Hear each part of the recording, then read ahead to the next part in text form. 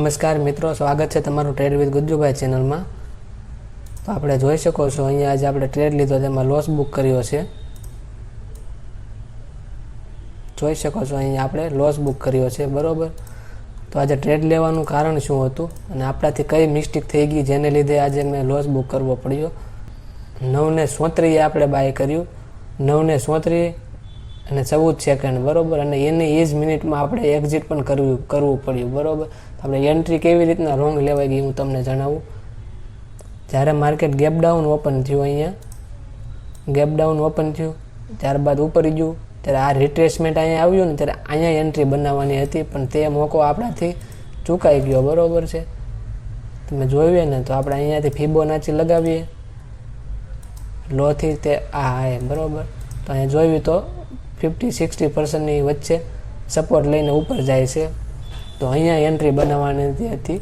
અહીંયાથી આપણે એન્ટ્રી બનાવી હોત તો આરામથી આપણો ટાર્ગેટ પણ મળી જતા આપણને, પણ આ મારાથી મિસ થઈ ગયું, કારણ કે એન્ટ્રી લેવાની જે તૈયારી કરતો હતો ત્યાં માર્કેટે ઉપર વયું ગયું, એટલે હું પાછો મેં કીધું હવે નીચે આવે ને ત્યારે પાછી કોશિશ કરું। પછી અહીંયાથી ફિબોનાચી મારી, અહીંયાથી ત્યાં સુધીનું રિયલમાં એન્ટ્રી ક્યારે બનાવવાની કે આ લેવલની આસપાસ ગ્રીન કેન્ડલ બનાવે, અહીંયા સપોર્ટ લે ત્યારે, પણ ઉતાવળમાં ફોમોમાં અહીંયાથી એન્ટ્રી લઈ લીધી મેં, બરોબર। તો અહીંયાથી એન્ટ્રી લઈ લીધી અહીંયાથી, અને એને કેન્ડલમાં અહીંયા આપણે લોસ બુક કરી લીધો। લોસ કરવાનું કારણ આ હતું। તો મિસ્ટેક એ થઈ ગઈ કે અહીંયા આપણે રાહ ન જોઈ ગ્રીન કેન્ડલની, કે સપોર્ટ કઈ રીતના લે છે, ગ્રીન કેન્ડલ કઈ રીતના બનાવે છે તેની રાહ ન જોઈ અને ડાયરેક્ટ ચાલુમાં ટ્રેડ લઈ લીધો, એ આપણી ભારે મિસ્ટેક હતી, તેને લીધે આજે લોસ બુક કર્યો છે। તો બસ આજે લોસ કર્યો આપણે, એનું કારણ આ હતું।